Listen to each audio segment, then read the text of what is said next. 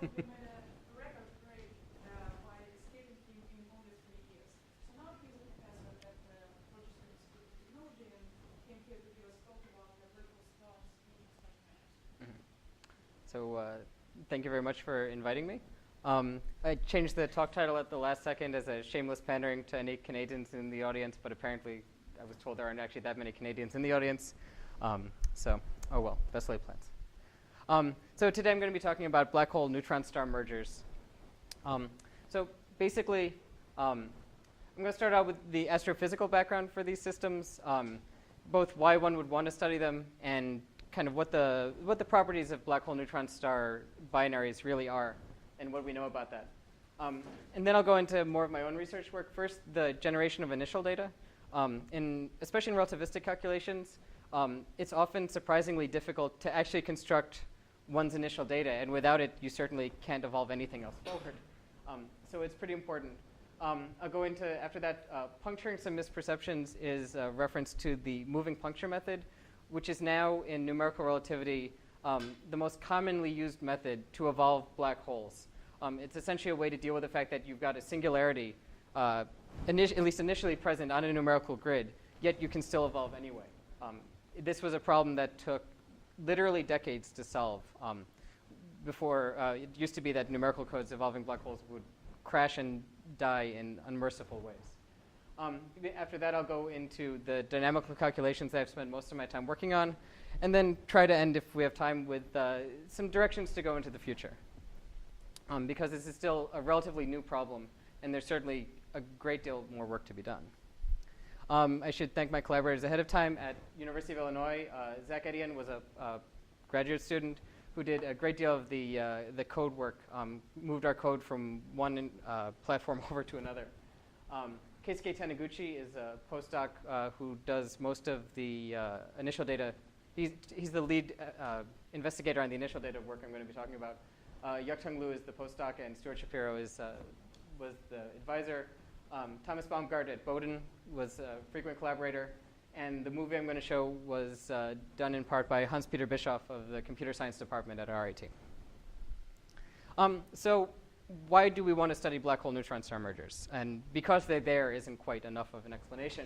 So basically, there's two independent motivations primarily. There might be additional ones, but these are certainly the main two. The first is gravitational waves. Black hole neutron star mergers are expected to be seen by LISA, but they make up one of the most important sources, certainly for LIGO. And basically, if you can observe one of these systems with LIGO, you learn essentially the mass of both objects and possibly the black hole spin, some information about the neutron star radius, and maybe if you can really get a good detection, something about the neutron star equation of state. Though as we progress through this list, we're going from numbers that will really be determined by LIGO to numbers that will be more and more inferred through more and more complex data analysis. And depending on the signal quality, of course, you can only get so much information out of it. The second motivation is a more recent one. Short gamma ray bursts have now been localized several times in galaxies with extremely low star formation rates. So what does that imply? It basically means that short duration gamma ray bursts are not the same as long duration gamma ray bursts. If you can see the picture here, this is an artist's conception of a long gamma ray burst, which have been known for a while now to be associated with collapsing massive star and supernovae. Collapsing massive stars and supernovae. Short gamma ray bursts, on the other hand, at least many of them, seem to involve old populations that have been fully evolved, so that leads you immediately to compact objects. And most of the likely theoretical models involve compact object mergers, of which black hole neutron star and neutron star mergers are the two most commonly seen. There are other models out there. And basically, it's still a matter of determining, A, whether or not these sources really are likely progenitors, and B, if so, what is the mechanism by which the gamma ray burst is produced. So where do black hole neutron star binaries first come from? Basically, they're, in most cases, the product of binary stellar evolution. It's essentially, you'd need two relatively massive stars at first to form the black hole and the neutron star. But the pattern is pretty much the same as binary neutron stars, binary black holes from these systems, and the same. This is a schematic diagram I stole from somewhere. But basically, the idea is that a larger primary evolves faster, evolves off the main sequence, eventually goes supernovae after, and eventually goes supernovae. You're left behind with the black hole in the system. Eventually, the secondary expands. You get a common envelope situation, which should tighten up the binary orbit. It finally goes supernovae, leaves you the neutron star in the system. And should they be formed close enough, over time, gravitational radiation causes the orbit to slowly shrink and circularize, and eventually they'll merge together. 2 stages in this process probably are the hardest to simulate, or are hardest to fully understand at the moment. Common envelope is just an extremely difficult problem. It's a case where the various timescales in the problem are just so distinct that it really makes it difficult to calculate. People are working on it, but it's still an extremely difficult problem. The other hard part is calculating exactly what happens during the type 2 supernovae, in particular the kicks given to the objects there, and also given a mass before the supernova, what is the mass of the remnant left behind afterwards?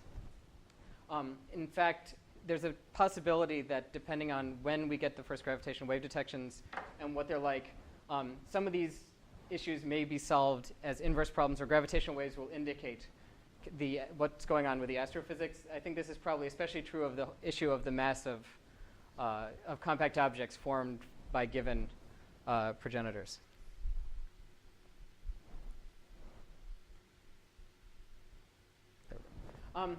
So at the moment, when trying to predict what population of black hole neutron star binaries we actually expect, there are a number of astrophysical uncertainties that basically limit how well you can exactly specify what we expect to see. Common envelope efficiency, like I was talking about before, basically determines the mass transfer history onto the primary black hole and thus its mass. It also helps determine the separation of the system once after the second supernova, when you get to a black hole neutron star. Essentially, how much energy is taken out of the binary orbit to expel the common envelope. The picture here is a simulation by Ron Tam et al., a former coworker of Natasha's. Are you on this one? Okay. The maximum neutron star mass is another key parameter that's not particularly well constrained at the moment. There's a question is how much mass has to fall back on after a supernova before you're going to produce a black hole, and thus what is the mass ranges allowed for both the black hole and black hole neutron star systems and the neutron star. Basically, if you twiddle these parameters, you can get very different numbers of overall of black hole neutron star binaries, and also what the relative masses are for all of them. Here, this is a plot on the top half of the, on the bottom axis, we have the mass of a main sequence star. The dashed curve shows that after wind loss, what they estimate the mass to be immediately prior to supernovae. And then after the supernova, in some cases you lose a great deal of mass from the system, in some cases you don't. And the solid curve basically gives you the black hole, or in this case, neutron star mass you expect. According to, this is a model that goes into actual population synthesis calculations. This is essentially a blow-up of the lower part of the figure, where you see essentially how they estimate neutron star black hole masses. This is the dividing line between black hole and neutron star. And it's somewhat parameterized still. It's not extremely well known, and it's certainly not well known how various parameters of the star beforehand affect the mass. The key takeaway is that when you change your model assumptions in population synthesis, you get very different results.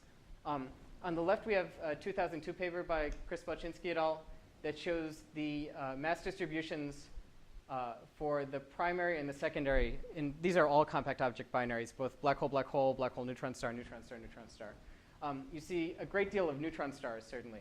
But the key thing is that the black hole mass is very flat between here, I believe, 3 and 14 solar masses. It's within a factor of, let's say, a couple.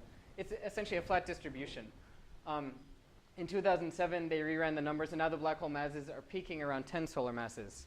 rather than the flat distribution we saw before. And as a result, the mass ratios for black hole neutron star systems are more like 0.15 generically, rather than a flat distribution out to, let's say, mass ratios of up to 2/3. So basically, this is still a field of active research. And it's not entirely well known exactly what population we should expect. In some sense, LIGO is going to have to do some of its own work to really determine these parameters through observations. One possible bit of relief from black hole neutron star mergers: if the black hole is massive enough, it eats the neutron star. And it's a very simple process. For certain reasons, this certainly disfavors the gamma ray burst models. But it also, in some cases, but it simplifies things. And from a theorist, you don't want situations simple. You'd like it as messy and complex as possible. So luckily, there was a recent report, which I've heard some people believe and some people don't, that suggests that there's a black hole in an X-ray binary with a mass of 3.8 solar masses. So at this point, it's not particularly bigger than a possible neutron star. It would be, we're looking at here a mass ratio of maybe 2 to 1. So hopefully, from my perspective, we find more, because I have a bit of a biased take on it. We'll see if nature actually works like this or not. But certainly in the short run, it's nice to see these, at least for motivating the work I'm going to be talking about. So for black hole neutron star binaries, or really any compact object binaries, there are 3 phases of the evolution that get handled with very different techniques. The point mass regime is when the binary is well separated. Essentially, you can treat the binary as either 2 point masses, or if a neutron star, you can add in finite size corrections. You'll want to possibly include spin-orbit couplings for binary black hole spin-spin couplings. But basically, post-Newtonian theory is more than sufficient to handle this situation. The binary pulsar system we see now falls into this category already. Post-Newtonian techniques completely describe the system to whatever level of accuracy you want. This phase lasts millions, perhaps billions of years in some cases. And thus, since it represents the entire lifetime of the system, we're going to ignore. The parts that I've spent most of my time working on, first, the quasi-equilibrium regime.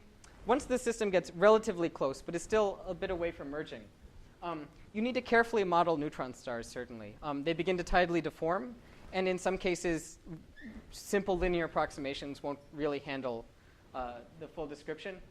So you basically want to do numerical calculations of these systems, but the key thing is that the evolution timescale is still much longer than the dynamical timescale. Yep? What do you actually mean by evolution timescale? So the question is, what do I mean by evolution timescale? By evolution timescale, you can define it in several different ways. Here, the easiest way to define it would be the binary separation divided by the rate of infall, or any related timescale, basically. So here in the quasi-equilibrium region, for instance, it's still going to be minutes, or perhaps even longer, before the binary is going to actually merge down. The dynamical timescale relevant to the neutron star is milliseconds, at most. So essentially, you can view the system as evolving through a set of quasi-equilibrium configurations of gradually decreasing separation. But you don't need a full dynamical calculation to do this. When you hit the dynamical regime, so basically once you get near the point of either tidal disruption or passage through the innermost stable circular orbit, then you need a full numerical calculation. No kind of quasi-equilibrium approximation will hold at that point.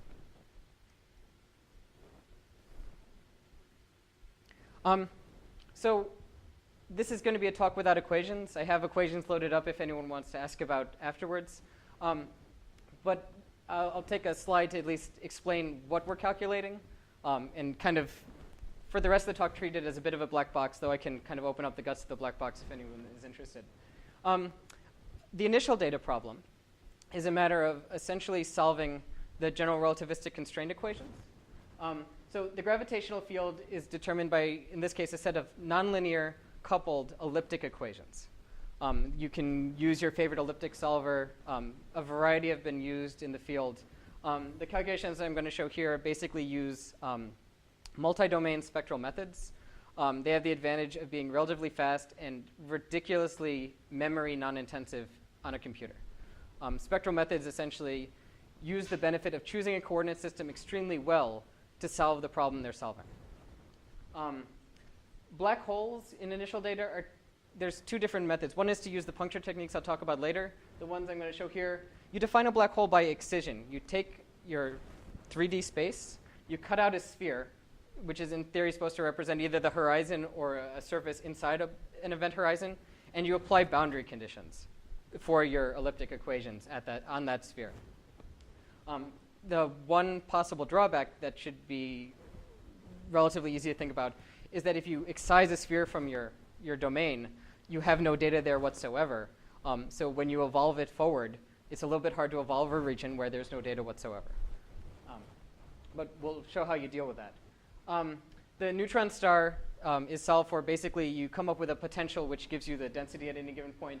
The density field itself depends, usually you have to specify the spin of the neutron star. The physical assumption is that neutron stars basically do not spin in the inertial frame. Viscosity is not sufficient to tidally synchronize them. So it's not like the moon where the same side of the neutron star always faces the black hole. Dynamical calculations are different. They're hyperbolic. So what you do, you evolve the space-time metric and its time derivative. Relativity is a second-order system. And that gives you 12 equations.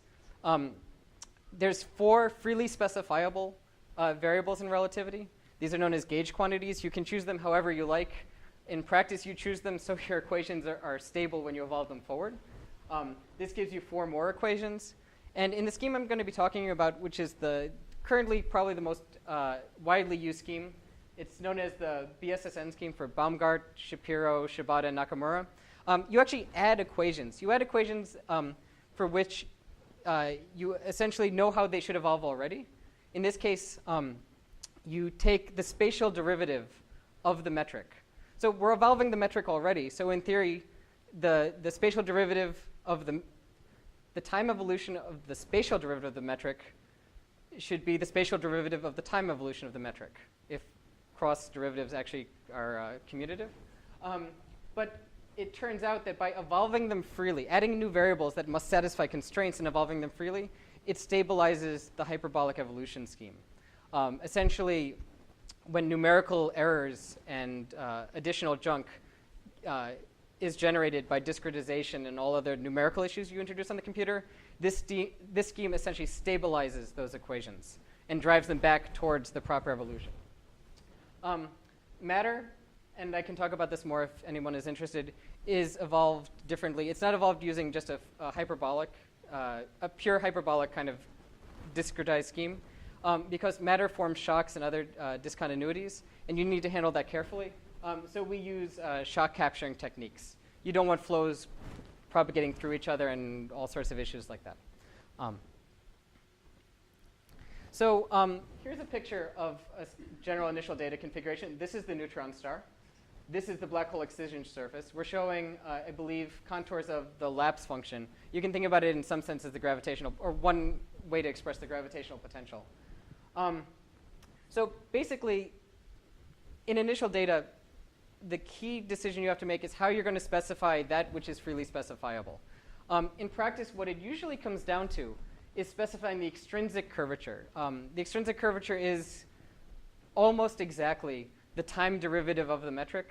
And essentially, you want to choose a formalism that reproduces the physics that you want. CTS stands for conformal thin sandwich. This basically makes the assumption that you have a helical killing vector. A killing vector in relativity is essentially a vector along, as you translate along it, everything looks exactly the same. So a helical killing vector in time basically means as you rotate with the system, it's not changing. It sets basically what the time derivatives are allowed to be. Basically, they have to look, you get a lot of omegas running through your system, to represent the orbital velocity and not much else. The boundary conditions that result on the black hole surface, there's a work by Cook and Pfeiffer, which started out most of the calculations that were performed up till recently. A 2006 update by Caudle et al. Is the current best estimate. It basically is a way to define the black hole spin exactly. Defining black hole masses and spins is a non-trivial problem in relativity. It's in some cases difficult to exactly define where the black hole is and what its angular momentum is, what its momentum is, in a coordinate invariant way. You always run into problems in relativity. Since things depend on the coordinates, you want to make sure that all observers can agree with them. And this is a non-trivial issue. Basically, these boundary conditions do the best job we've currently constructed to solve the problem. So like I mentioned before, there's a couple of caveats for using these data. First, for the black hole, we have no data in the center. When you do multi-domain spectral methods, you essentially solve equations around the black hole and around the neutron star.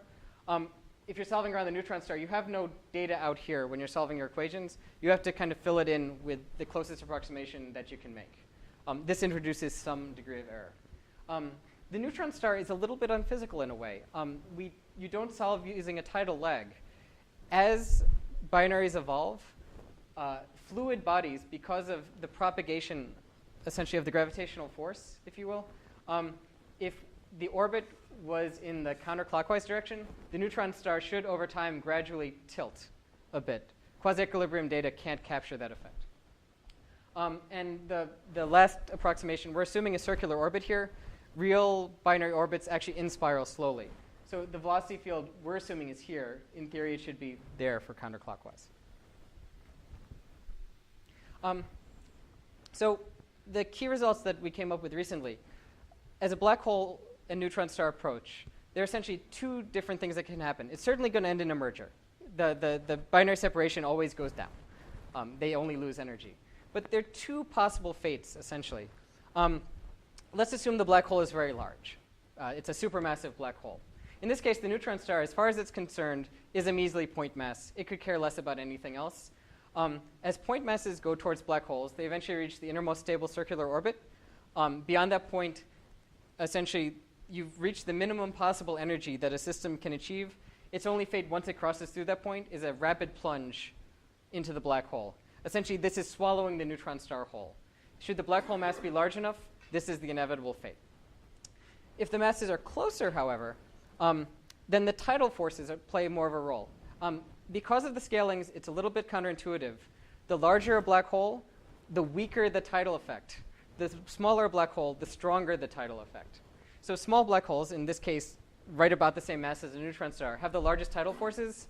In that case, the neutron star will gradually be disrupted before the orbit goes unstable. What you eventually form is a cusp on the inner edge, and eventually matter leaks through the inner Lagrange point. And once this happens, that introduces instability into the system, and the neutron star eventually, in theory, should dump matter some towards the black hole. You can lose matter away from the black hole as the neutron star unbinds. It should even be theoretically possible to have stable mass transfer, where mass loss slowly makes the orbit go outward, and the force outward from mass loss is exactly balanced by gravitational waves, pushing the system back inward. In every numerical calculation we've ever tried and that anyone else has ever tried, there's not enough time to set up stable mass transfer. Essentially, once instability strikes, it's too rapid, and it will lead to the immediate disruption of the neutron star. There's no time to set up any kind of stable, mediated process that exactly balances out these two effects. Yep.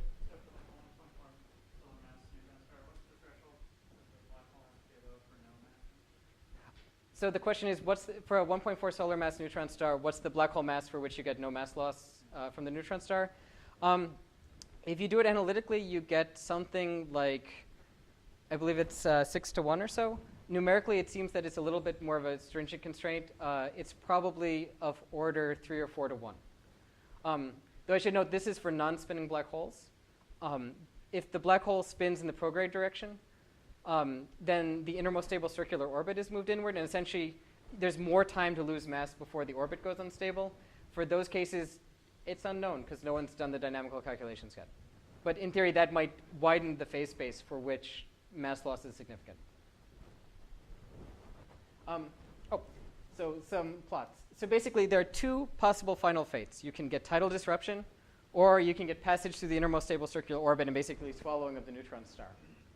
And this depends on, in these calculations, for instance, here the neutron star will end throughout. The neutron star will be a gamma equals 2 polytrope.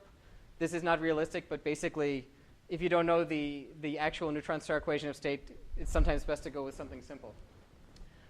So there's two key parameters. There's the binary mass ratio, which, if it shows up here, is Q. So here's the binary mass ratio, for instance. Here's the binary mass ratio. The other key parameter is the neutron star compactness.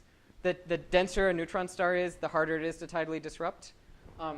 These are kind of dimensionless units. The key thing is that the larger the value, this is a value that's very close to the neutron star compactness, essentially, which is gm over rc squared. If you want, it's the gravitational redshift from the surface, or it's basically how compact it is compared to a black hole. The key thing here is that neutron stars physically should be probably 0.15 or so in these units. Omega, here is the orbital velocity. As the orbital velocity is going up, the binary is getting closer and closer together. It's the direction that time moves, for instance, in these situations. But in any case, one generates a binary sequence. You generate a series of the same configurations, just at different separations. You can measure the total energy to figure out where the turning point is. There are ways, essentially, to measure when tidal disruption is going to start. This mass shedding indicator, 1 means the star is spherical. 0 means that a cusp has been formed. And what you can do is you can look at both these quantities independently. So here, as a function of omega, we're looking at the mass shedding indicator as the binary moves inward for sequences of different mass ratios. Here, let me get this carefully. This is the same plot where we've just changed the axis. Essentially, we've changed these curves and moved them to the axis. And now we're plotting against what was plotted here before. So these are the same plot, just expressed 2 different ways. This is a numerical fit done by Keisuke Taniguchi to the data, which is going to come back to be important later. Similarly for the ISCO, you can measure for a given mass ratio and compactness where the ISCO point should be. The key thing is that these plots both involve the orbital frequency on the x-axis and the mass ratio on the y-axis, so they can be plotted together. Essentially, you've got 2 different cases. Here we're showing both curves. If you have a large black hole mass, it thinks the neutron star is a point mass. Eventually, as you sweep inward and omega, the orbital velocity, gets larger, you reach the innermost stable circular orbit and you plunge inward. You've been swallowed whole by the black hole. If the neutron star mass is larger compared to the black hole and thus the mass ratio is smaller, eventually you tidally disrupt the neutron star. So these are sequences. You probably want to focus on the left one. These are sequences that show for a given neutron star compaction, where do you hit an ISCO and where do you hit the tidal disruption point. Here we finally combine all the data into one. For a given neutron star compaction and mass ratio, you can exactly classify what the final fate of the system will be. Essentially, one key takeaway, if you pass through the ISCO first, you do not have a gamma ray burst model at all. In that case, there will be no mass loss whatsoever. That is not to say that the opposite is exactly true in this limit for reasons that we'll show shortly. So before talking about black hole neutron star results, I should talk about binary black hole results because they motivated a lot of our recent work. So in 2005, after 20 years of frustration and a whole lot of hard feelings between some of the people in the field, people finally figured out how to evolve binary black hole systems without computer simulations crashing. Franz Pretorius came up with the first method. It involved what's known as a generalized harmonic gauge. It works beautifully. The one drawback to his model has always been that the technique is a little difficult to implement. It's not the kind of thing where one can take a numerical code one has off the shelf and actually implement it easily. However, there's now a group at Louisiana State that does exactly this. And Caltech and Cornell have a code that basically uses this as well.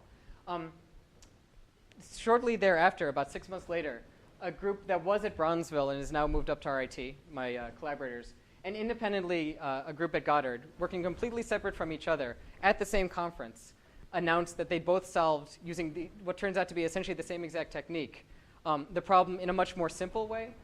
It's known as the moving puncture method. Essentially, moving punctures involve writing the black hole in a convenient set of coordinates, where the singularity is located only at the center. There's any number of different ways to write a black hole. This is a well-known solution.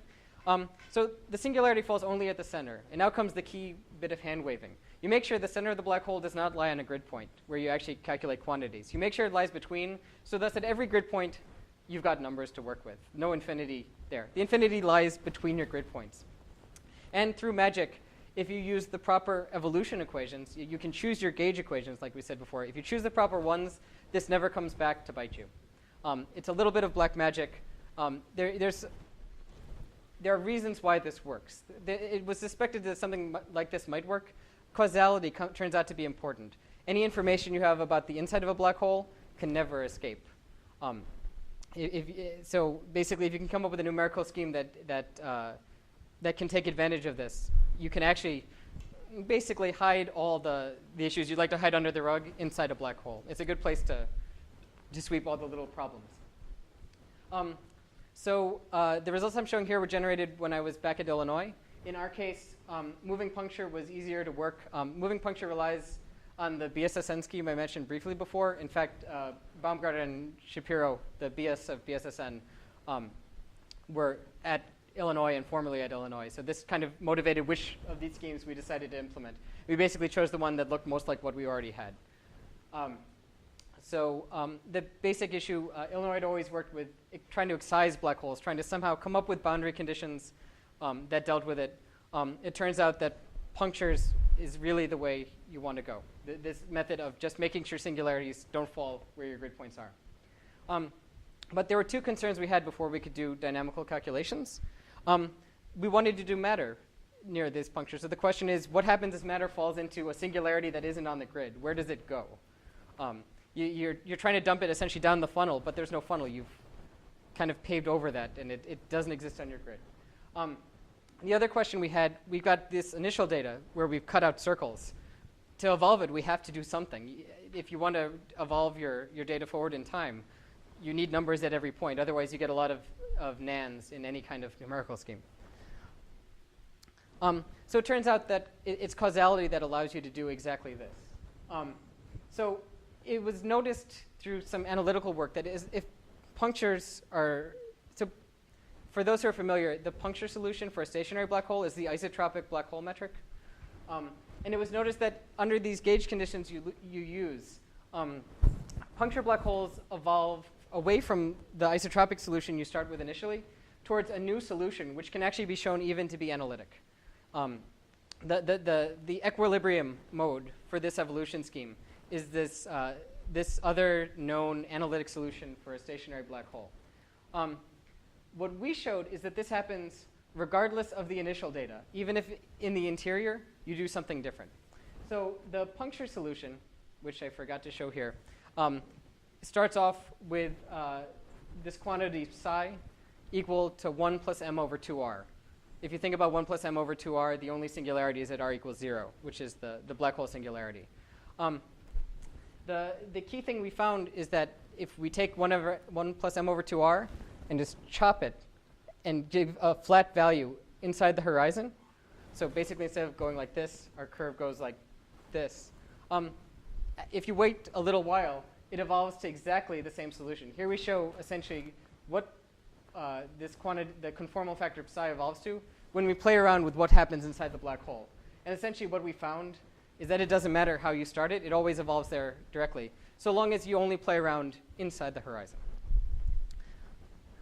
So this is extremely useful. It means essentially to do an evolution calculation, so long as you fill the inside with anything, and make sure it's smooth enough that when you do differencing, you don't really see it from the outside. It works. Here, we decided to try a further experiment. We took binary data where both black holes, this is binary black hole data, both black holes either represented as punctures, or a case where we used the Cook-Pfeiffer initial data, where essentially you've got two black holes both represented by excision. So here we have all of space minus 2 spheres with some boundary conditions on these spheres. And basically we took that data and just interpolated into the center. We evolved it over time, and what you find is that even though the initial data looks very different, the solution at 20m, so this is units where g equals c equals 1. So by some not particularly long time later, no matter how you start, the solution always evolves towards the same exact solution. One interesting thing about the solution, if you look at the areal radius, you get that asymptotically, as you go towards the singularity, the solution asymptotes at finite non-zero radius. Essentially, the way the solution works, even if your visual coordinates basically go up to the singularity, over time, they kind of retract a little ways, and you don't actually see too deeply into the black hole. It disappears numerically from your grid. If you were in the continuum limit, this could never happen. It's topologically illegal. But since you have a numerical scheme, the little numerical terms basically allow you to lose contact with essentially the singularity entirely. So the good thing we also found, if you do this interior junk method, you just take the center of a black hole and fill it with something. Because of causality, it never affects the waveform you produce either. So here's a set of 3 waveforms produced by taking puncture data and filling in the centers with different kinds of junk. And you basically get the same waveform every time. Here we actually did a test of puncture data versus this Cook-Pfeiffer excision data. So these are completely different ways of solving the initial data equations. And what you see is that there's an initial burst of junk. This is a known effect. The numerical errors you get by using finite differencing when you come up with your initial data always introduce a little bit of error because gravitational waves travel. Basically, it's like initial variations on a pool. You get these little waves that carry off the initial junk outward. So basically, this is the burst of initial junk when it's essentially the solution settling down to the more long-term evolution. But what you find is that the waveform is essentially invariant to the method you use to do the initial data. I'm just going to skip that entirely. So having satisfied ourselves that essentially we can evolve matter near a black hole, basically we found that when we tried matter and just did the Bondi-Hoyle solution of matter onto a black hole, essentially it works at the center of the black hole. You get some values that quickly produce unphysical results at the very center. It's basically a finite differencing effect. What we found essentially is the same kind of causality rules apply. If you just basically wait for an unphysical solution and just push it back towards physical, you're not usually supposed to change the numbers in your calculation. But so long as we do that in the interior of a black hole, no information gets out to the exterior of the black hole. So that's where you measure gravitational waves, and that's where you look for disks. So essentially, those are not affected by what goes on inside the black hole horizon. So the black hole neutron star evolution calculations we did are summarized in a paper by Etienne et al. We did a variety of different parameters. We took initial data from Taniguchi et al., which is also at Illinois. We looked at system mass ratios of 3:1, 2:1, and 1:1. Neutron star compactions in all these cases of 0.14 was our standard model. We looked at one case where the neutron star was just less compact to see how it affected parameters. In all cases, we had at least 1, if not 1.5 orbits prior to merger, grid sizes. We didn't have any kind of adaptive mesh refinement or even fixed mesh refinement. What we did, we used fisheye coordinates, which are essentially a coordinate transformation that mimics fixed mesh refinement. And we basically did tests where we changed the initial separation of the system or changed the numerical resolution to see how it affected our results. The main takeaway we got was that disk masses in all of these cases were always very small, even for the 1-to-1 case where you'd expect possibly the largest disk for any kind of system. Admittedly, we have non-spinning black holes, and that's something we need to look at in the future. We found that essentially we were able to get convergence for the waveform, so we trust our numerical waveforms in this case. And basically, when we looked at the mass that was contained outside the apparent horizon, so this is the case of 3:1 mergers. And basically what we found was that in all cases we ever looked at, no more than maybe 1% or 2% of the original neutron star mass was located outside the apparent horizon for the 3:1 case. And even this quantity was still slowly decreasing at the time when we ended our simulations. So essentially, in quite a bit of a range of the phase space, very little disk masses. if you want to see a comparison, so here's mass ratios of 3 to 1, 2 to 1, 1 to 1. This is the moment where matter starts to accrete onto the black hole, and an equivalent amount of time later. As you move towards 1 to 1, you definitely get more mass that hasn't fallen into the black hole. You also get the development of places where you can get shock fronts. If you take a look, the orbital direction is counterclockwise again. You see in this case, matter has kind of gone once around the black hole, and basically is now slamming into matter that's still falling in from the back end of the neutron star. So this is a shock front that's developing during the calculation. And you get heating at that shock front, certainly. One thing we noticed, though, when you get that shock front, one effect when matter runs into the other matter is that it tends to slow down because it's hitting it head on. When matter all of a sudden slows down, it loses angular momentum, and then it tends to fall straight into the black hole. Do you think with the spinning black hole that the precession that would very much alter the shape of geometry of the shot? So the question is, for a spinning black hole, would precession alter the shape? There have been calculations performed in a relativistic background, basically, for that, and they found it has a very significant effect for large spins. They essentially, instead of getting everything confined to the equatorial plane, they got matter kind of being shot out in some kind of, let's say about 30 degrees above and below the plane. And it very much changed the effect of what happened later. Since it wasn't full general relativity, it's hard to know to what extent it's accurate and to what extent they're missing some of the physics. Every time you add more relativity, you bring all the mass closer and closer to the black hole generically. This is, as you go from Newtonian to post-Newtonian to conformally flat to full general relativistic, you always kind of bring the matter more inward. So it's unclear to what extent this will remain, but it definitely changes the entire disk geometry, and it leads to much less self-intersection because you're shooting matter into a much broader range. One result that we were excited to see, so this is the gravitational wave signal energy spectrum from the 3 to 1 case. So basically what you do, you take the time signal of gravitational radiation and fast Fourier transform it to get the radiation as a function of frequency. The blue curve is advanced LIGO's detection limit. The dashed line here is the wave signal from a binary black hole merger, and the solid curve is our signal from a black hole neutron star merger. And what you see is measurable differences between binary black hole mergers and black hole neutron star mergers visible to advanced LIGO at a distance of 100 megaparsecs. Essentially, it's in this high frequency limit that you start to see tidal effects and everything else, and where you can learn some important information about the neutron star structure. Show the movie.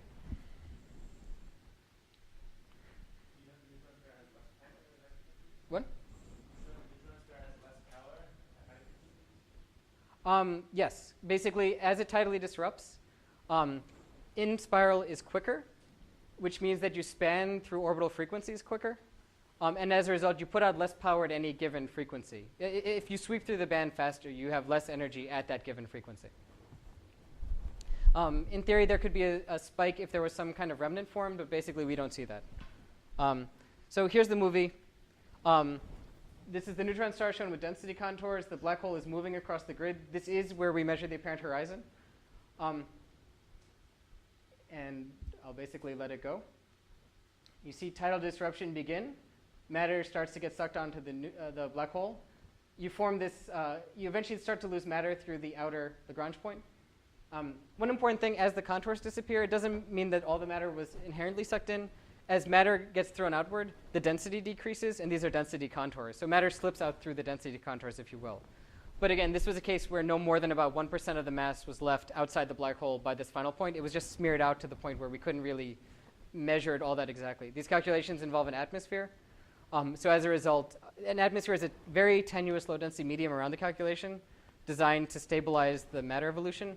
Once the actual matter reaches densities comparable to the atmosphere, you're no longer sure exactly what's real and what's numerical artifact. So I'll show it one more time.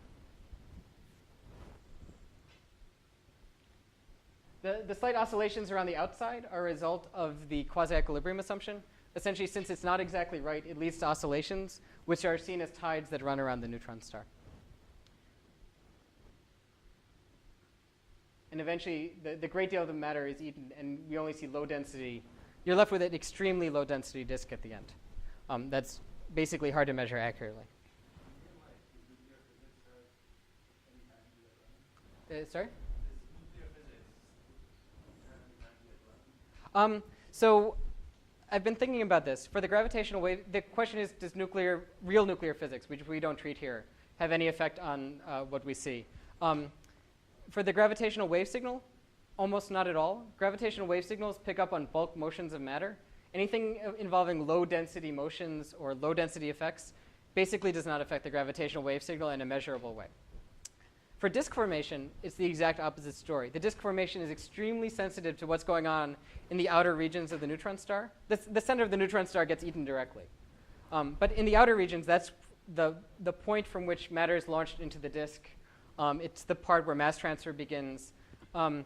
Nuclear effects, in theory, if they provide significant hydrodynamical forces to the matter, so it could be magnetic effects, it could be nuclear effects, all sorts of things like that. Those could have a significant result. Changing the equation of state will have a big effect there too. Anything that affects the low density regions might have a significant effect on the disk mass, and thus the likelihood of it being a gamma ray burst progenitor.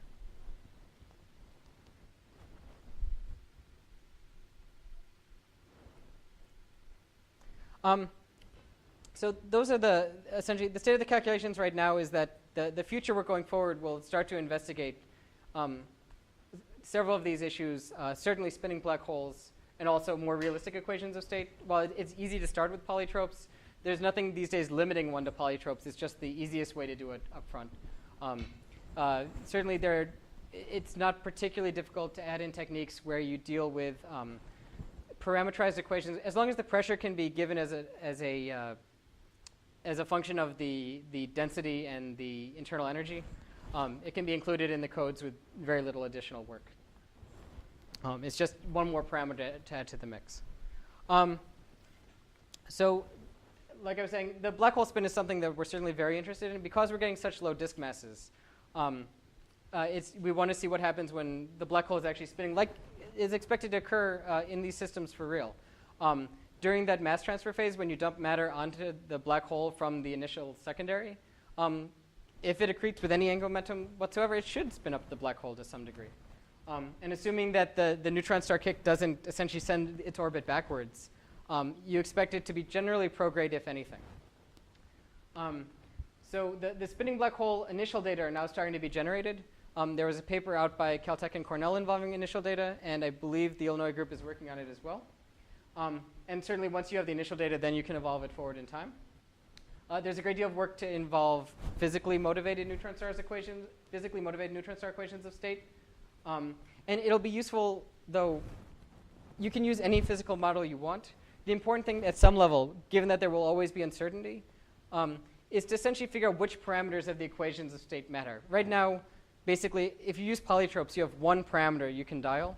There have been suggestions that basically all physical equations of state may be modeled okay with basically 3 or 4 parameters. You can do a close enough job to essentially capture 98% of the physics for some minimum amount of work. You can use the most physically motivated equation of state you want. If it's still not right, you've spent a lot of work, just to make things look complicated. The post-merger equivalent of Flanagan and Hinder is a remark that, so they've looked at essentially oscillation modes that appear in neutron stars prior to merger that essentially get forced by the tidal interaction. This would be looking at what kind of oscillation modes exist in the disk after. If you form a massive enough disk, what kind of oscillation modes might actually be coherent enough to produce a gravitational wave signal? One key missing component that will be added soon is magnetic fields. Certainly, prior to merger, it's not clear magnetic fields will play a huge role, just because it's essentially the bulk motion of the neutron star isn't going to be affected by any kind of physical magnetic field that you'd expect prior. But once you form the disk, winding in the disk can certainly boost up the magnetic field stronger and stronger. In some simulations of binary neutron stars, the magnetic fields get boosted to equipartition. At that point, magnetic effects become extremely important. So certainly for the gamma ray burst scenarios, it's very important to understand how magnetic fields will evolve in these simulations. There's some other questions. There are these oscillation modes that in neutron stars prior to merger. One problem you run into is that the dominant oscillation modes you see in these dynamical calculations come from misses between the numerically generated initial data and what the real physical situation should be, because you don't include an in-spiral velocity component, because you assume no tidal lag, that immediately forces an oscillation, which is completely spurious. In order to see real oscillations, you need to get the spurious ones at a level smaller than that. That's going to take work. Essentially, what you're looking for is these oscillations resulting in phase shifts in the binary orbit. If you could, in theory, start it out far enough, you might be able to actually see real physical effects that would give you additional information through the gravitational wave signal about neutron star structure. There's a key worry that I think needs to be appreciated. If there's an error in black hole initial data, it tends to radiate away in gravitational waves. It goes out in this first junk burst, but after that they settle down in some sense to the proper configuration. They're well behaved. They radiate away the errors. Neutron stars do not do this. Any error in the initial data will lead to some kind of oscillation in the neutron star fluid. Oscillations tend to lead via the second law of thermodynamics to heating, and the heat doesn't go away. The spurious effects stay with you for the rest of your simulation. And this is something that needs to be thought about carefully.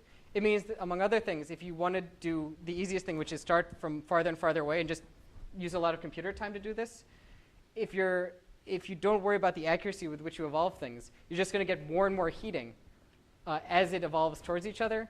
And all the gain you get from starting at greater initial separation is lost because your errors are just going to pick up over time instead. It's a subtle point. I'm not sure the extent to which this is easily resolved at the moment. Matter is occasionally a bit of a pain to work with. So certainly, among other things, you want to get the tidal lags and orbital trajectory included as much as possible to minimize initial errors.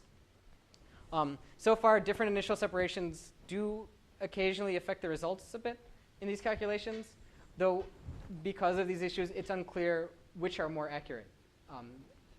Just starting from larger separations basically allow you more time to have errors build up, or does it, because you're starting more towards the point mass regime, are you more accurate because your initial data were more appropriate to start with? It's not entirely clear. It's not even entirely clear why it affects, say, disk masses as much as it does. Numerically speaking, there's an important point. If you took a look at the neutron star prior to merger, there's no shocking before mass loss begins. And this is the period during which the gravitational wave signal is essentially generated. As a result, you can gain a lot by using higher order methods to evolve the matter. Higher order methods take more time. They produce a great deal more accuracy. By going to higher order differencing, the benefit is that as you increase your numerical resolution, you get better and better power law gains in accuracy. The errors go down for 8th order methods by the grid spacing to the 8th power. So you can gain a lot of accuracy at the cost of doing some more time. The classic problem with them is that once shocks form, you can't do high order across shocks. Across shocks, you don't want a difference across them because the value derivatives on either side are different. So essentially, at that point, you can waste a lot of time to get no advantage at all. But in this case, matter is smooth before the merger itself. And this is when the gravitational wave signal is really generated. So some kind of higher order methods really might be of significant benefit during this phase. The atmosphere we use, this low density medium around the calculation, in some sense limits your potential accuracy. Once the disk mass gets to that density, you can no longer believe in it. There are some non-atmosphere hydrodynamic treatments that exist. What would be nice would be some kind of non-atmosphere MHD treatment if such was possible. At the moment, I don't know of any schemes that have actually been really implemented to do this. But certainly it would be extremely useful if it could be worked. And as I said, shocks basically do play an important role late in the evolution, especially once you form the disk. So essentially, you don't want you want to handle shocks properly when they arise, but you don't want to shy away from other numerical methods just because you're waiting for something that only takes place during, say, the last quarter of your actual evolution time.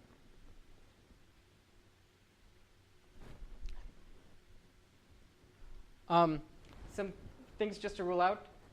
People have discussed fragmentation and forming bound objects in the disk before. we've never seen any evidence whatsoever that this is going to happen. There's not enough mass out there to form, say, mini planets in the disk, certainly. The heating, even in these situations with low disk masses, does reach significant levels. You're talking temperatures of about 10 to the 11th Kelvin, enough to produce neutrinos and antineutrinos that could annihilate and expel gamma rays. It's not clear. Basically, if it's too transient, you just don't have enough time to produce a lot of energy into gamma rays. It's unclear, since we didn't include magnetic fields, do magnetic fields during this process somehow form the proper funnels like have been seen in other simulations of essentially any system at which matter falls in along the equator and goes out along the axis? But certainly there's reason to suspect maybe some kind of funneling process should work. And again, disk masses depend on the outer regions of neutron stars where polytropes just make a pretty brutal approximation. A better equation of state treatment is needed in order to understand disk masses. In the short run, however, the conclusions to really leave you with black hole neutron stars are still an interesting potential short gamma ray burst source. We need just more accurate calculations right now to make really accurate gravitational wave calculations.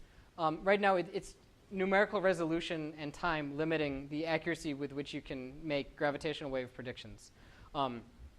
Binary black hole calculations, for instance, it's a matter of CPU hours. And it just hasn't been devoted to it yet. But of course, it will be. And more than anything else, there's calculations by the Illinois group, by Masaru Shibata in Japan, and some work that I believe is still unpublished by Matt Dewey at Cornell. But so far, these are the only calculations. You're talking a grand total of about 12 different simulations, maybe a few more. But basically, that's just not enough to really explore the phase space whatsoever. A great deal of the phase space is still unexplored, and a lot of it may be extremely interesting. So there's a great deal of work left to be done. And that's it.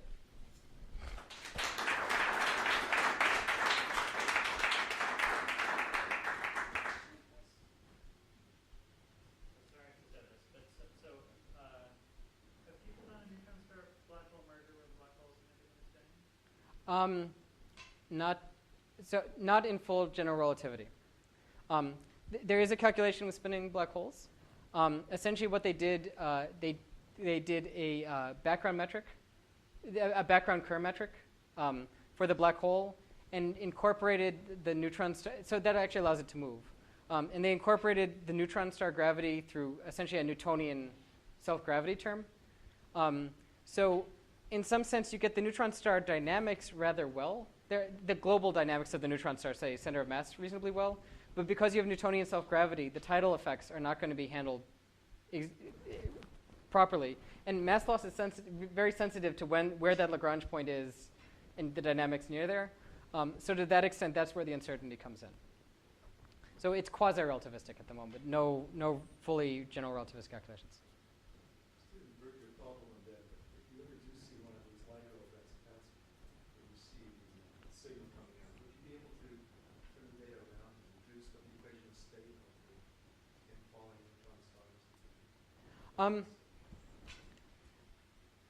To some extent, yes. That curve I showed with the energy spectrum. Oh, 1 second. Okay. So essentially, the answer is yes. You're certainly going to get the chirp mass.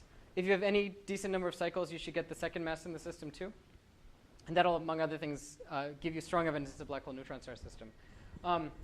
If the quality is high enough, and so 100 megaparsecs certainly makes that, this decrease here is entirely due to tidal effects. So at a level like this, it'll give you essentially maybe a one-parameter characterization of the equation of state. If you want to think about that, you can think of it as the compactness or the neutron star radius. That's not exactly what you're measuring. There's a way to construct essentially the parameter you're kind of measuring as directly as possible. But certainly you should get some kind of maybe one parameter. If you're really fortunate, more, but likely some kind of one parameter estimate of essentially the neutron star radius and thus the equation of state that way. Just one. Right. If you wanted more, you'd need a very high signal to noise signal. So you could really see the tidal disruption work. Or the other option would be to get the calculations at the point where a simultaneous GRB observation could be used to derive more information of that. If you can, say, get the disk mass from the GRB observation, then you start to learn quite a bit about the system. Yes, you said that sort of fragmentation of the disk or whatever is unlikely. Is that because the disk lifetime is so short? Or? That certainly plays a huge role in it. Essentially, the disk masses are fairly low. And so, I mean, in some sense, yeah, the disk masses are fairly small. The lifetime seems to be relatively short. One thing, we never find really what would qualify as a stable disk. It always seems like a disk that's in the process of falling into the black hole in fairly short order. So just to give the timescales, the entire simulation timescale we're showing here is on the order of, I think it's about 30 milliseconds. So in some sense, you know, if you want to talk about if fragmentation would take, let's say, several minutes, you know, which hardly seems like a long time, that's an eternity to do these calculations. We're not seeing disk lifetimes that are, you know, even getting, we're talking millisecond timescales for the disk lifetimes at the moment. This might change if you could get a nice configuration with a stable disk, but it hasn't been seen yet.